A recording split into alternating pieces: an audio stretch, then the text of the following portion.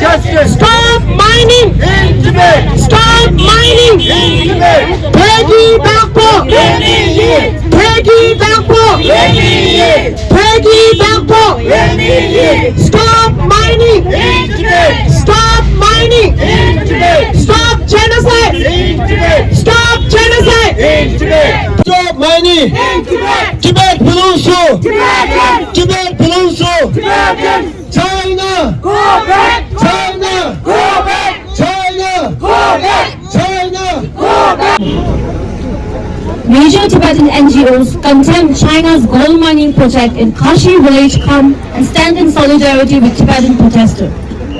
On 5th November 2025, the Chinese Communist government launched a gold mining project in Kashi Village, Kham, without a consent of local Tibetan population.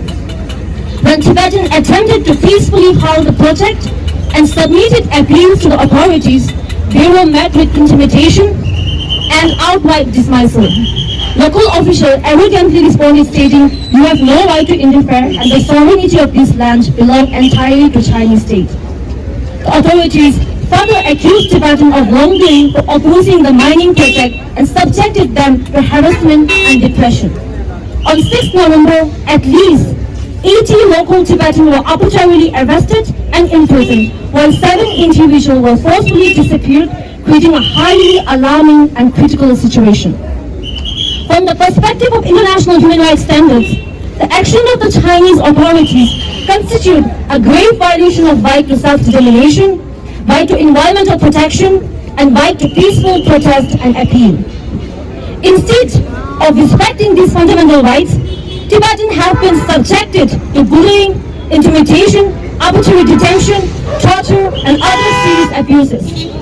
These actions represent a blatant disregard for principles upheld by United Nations human rights mechanism and the international environmental protection bodies. Since 1980s, the Chinese government has engaged in extensive extraction of precious minerals, including gold, silver, copper, zinc, across Ambo, Uzang, and Kham. Due to strict secrecy, surveillance, repression, much of this environmental destruction has been remained hidden from the international community. In Kashi region of Kham has brought a renewed global attention to this crisis.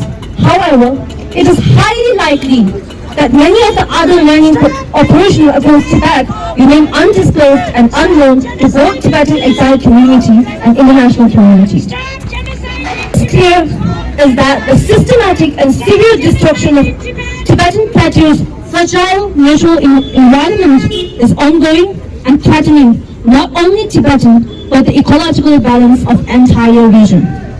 In response to this urgent situation, the major 5 Tibetan non-governmental organizations strongly condemn and oppose the Chinese government's exploitive and oppressive policies. We urgently put forward the following 5 demands. Immediately stop the destruction of Tibetan plateau environment and ensure its protection. Unconditionally release all Tibetans who have been arbitrarily arrested and imprisoned. Immediately account for the disappeared individual and return them safely to their families. Stop mining and mega development projects in Tibet land carried out without informed consent of Tibetan people. The international community should pay attention to Tibet's fragile ecosystem and defend the fundamental right of Tibetan people. The situation in Kashi is critical and demands international immediate attention and action.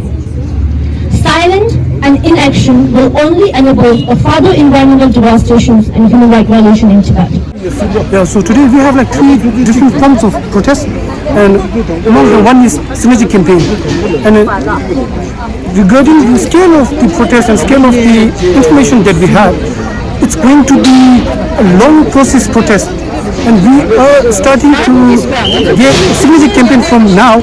But then the more we get information, we have like continuous synergy campaigns, and at the last we are going to submit it to UN Human Rights Council and World Health Organization as well, because China has been like ignoring the health, and they have like injured Tibetan people inside in Kham. And also we are going to send letter to Prime Minister's office as well. So that's how our synergy campaign is going to. It's a long process one. Tibetan Youth Congress has like requested all 89 chapters worldwide to organize different form of protests in their chapter, in their region as well. So it's a worldwide protest. So it's going to continue a lot.